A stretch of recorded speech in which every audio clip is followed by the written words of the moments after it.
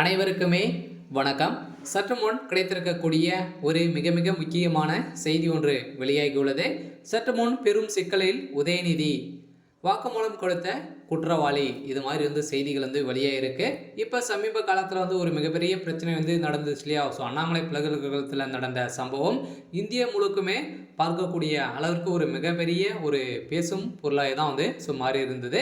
So இதில் பார்த்தீங்கன்னா மறைமுகமாக அந்த சார் சிக்குவார் அப்படின்ற மாதிரி பார்த்தீங்கன்னா ஒரு பரபரப்பாக பார்த்தீங்கன்னா செய்தித்தாள் அனைத்துமே பேசப்பட்டு வந்திருந்த நிலையில் அந்த சார் என்றதை இப்போ பார்த்தீங்கன்னா அதிரடியாக சிக்கக்கூடிய அந்த சார் யார் அப்படின்னா உதயநிதி தான் அப்படின்ற மாதிரி பார்த்தீங்கன்னா ஸோ இப்போ சொல்லி வருகின்ற நிலையை தான் ஊருக்கே தெரியும் சொல்லிட்டுமா அப்படின்ற மாதிரி நிர்மலா பெரியசாமி அவர்கள் சொல்லிய நிலையில் தான் இப்போ தமிழகத்தில் பார்த்தீங்கன்னா சென்னையில் ஒரு மிகப்பெரிய பேசும் பொருளாக ஸோ மாறி இருக்கு. ஸோ இதை பற்றி இந்த வீடியோவில் முழுமையாக பார்க்கலாம். ஸோ அதுக்கு முன்னாடி நம்ம சேனலுக்கு இப்போ தான் முதல் முறையாக வந்திருக்கீங்க அப்படின்னா ஸோ மறக்காமல் நம்மளுடைய சேனலை சப்ஸ்கிரைப் பண்ணி சப்போர்ட் பண்ணுங்கள்.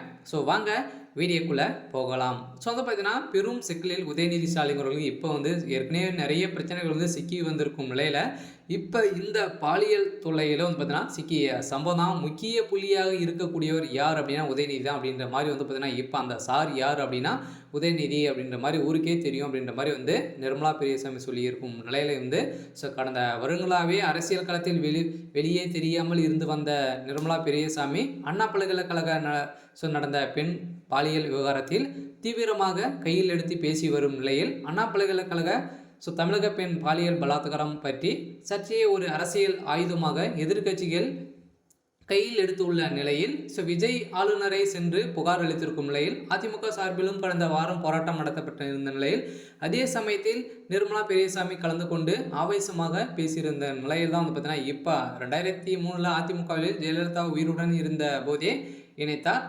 இணைந்தார். ஆனால் அவரது மறைவுக்கு பிறகு ஓபிஎஸ் அணிக்கு போனார். பல காலங்களாக அவர் அரசியல் களத்தில்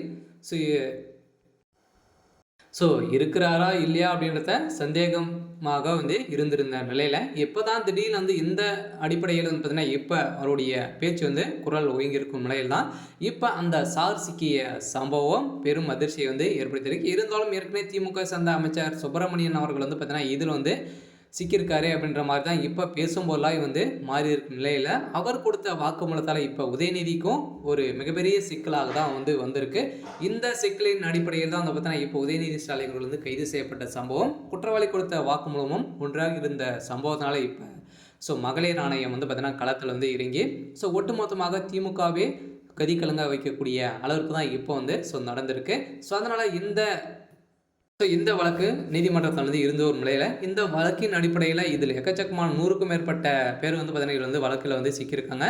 அதனாலும் அனைவரையுமே முக்கிய புள்ளியாக இருந்த ஒரு நிலையில் விசாரணைக்கு உட்பட்டு கூடிய விரைவில் இவங்களுக்கு சிறை தண்டனை வழங்கப்படும் அப்படின்ற மாதிரி தான் பேசும்போது மாறி இருக்கு.